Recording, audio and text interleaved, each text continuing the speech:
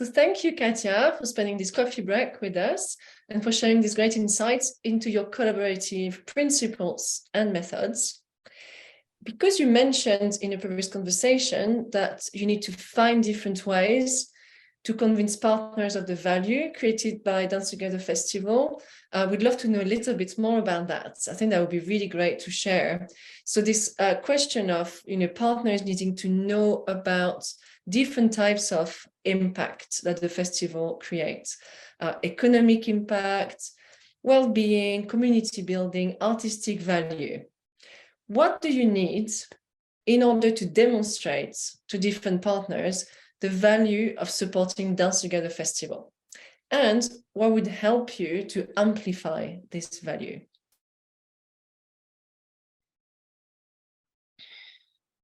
I mean, I must say that it's become much easier to talk about the festival because we're in our 5th year, and like this in the initial support of the Arts in the Parks program was amazing, just because we were so supported even during the pandemic, and every year, because we have to for that particular project we have to reapply for a grant, so it's kind of quite an intense process. So because we know we have to apply every year, it really keeps us on our toes. So for something like dance, having really good visual documentation is key, because if I'm talking to another dance artist, there's some things that I don't need to explain, but if I'm talking to a partner who is a business or like another organization that just doesn't think artistically, then I have to show it. I have to have effective ways of showing it. So, working with Mirna, our photographer, and then Jamal, who is a videographer, really, really helped us with creating that, content. So now even if I reach out, in an email, I always include a video because it's so vibrant and it shows, all of our values. Like it shows different people dancing together. It shows the beautiful mural. It shows, how the mural really like literally transforms the neighborhood visually, and it shows, just how happy people are. So I find that's that's also key, like to show the photos and the videos of the festival. But then again, then when I follow up and I have conversations with people, I have to ask them what they need, right? Because they may not be as excited about some dance classes outdoors as I am, but maybe they're excited about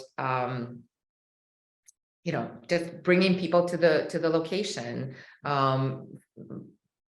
or they are, who knows what that's my job, right? To ask them what they would need, and then to figure out how we can dance together in a way.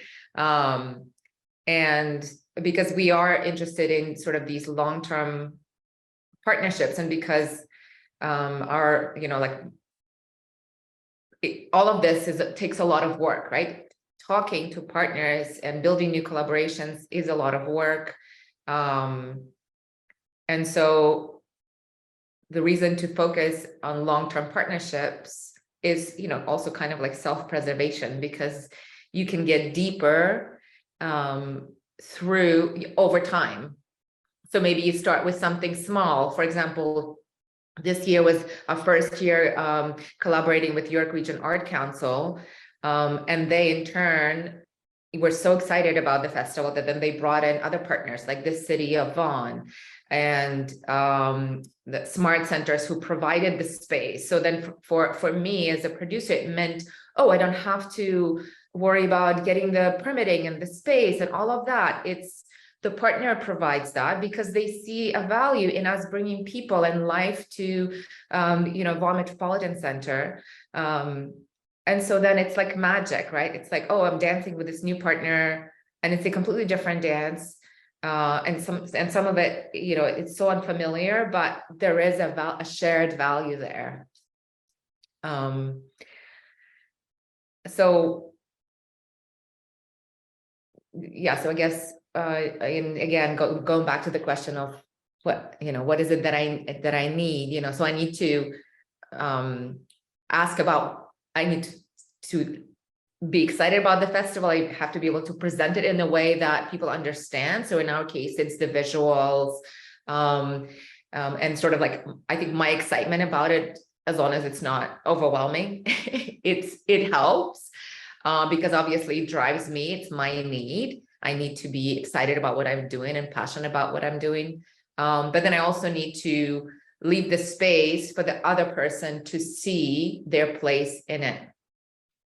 Yeah, especially your point about keeping excited, because, you know, it can be overwhelming as well to have to actually produce a festival.